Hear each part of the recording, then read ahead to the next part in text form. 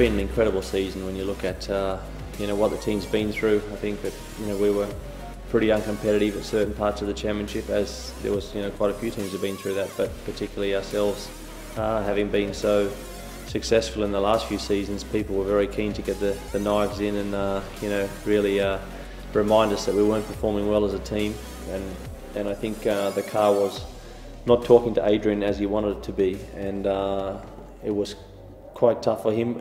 But it's really good to see him scratching his head sometimes, because he's such a genius that you want to see him tested to the limit as well, and that really tested our I suppose our nerve and our quality as a unit. And they've come back and we've come back and performed quite well. Got a lot of points this year, and reliability's been exceptional. But the championship is getting closer, and it'll probably be the most rewarding one that we've got. Touch wood that we can get those points before the season's out. Austin looks like a real cracker. A lot of undulations, very fast.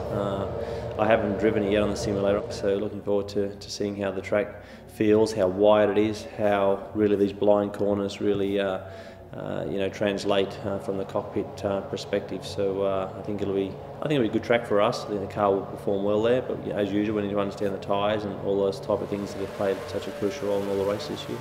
It looks fast and flowing, which is always an exciting thing for the driver to tackle in a Formula One car, and also it's new. We always like to go to new venues and drive the car at a something that's virgin territory is always good, and haven't raced in North America for a long time, so that market is clearly something that's missing on a World Championship calendar. We need to race there, I believe. There's a lot of people in that part of the world that love our sport.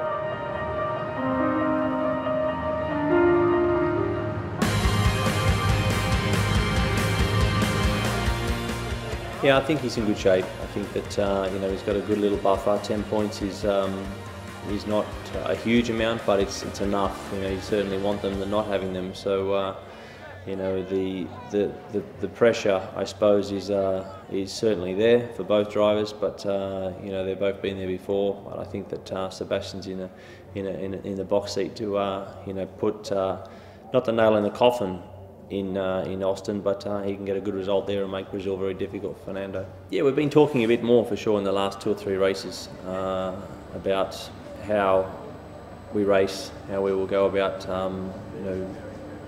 the best result, I suppose, for the team as well.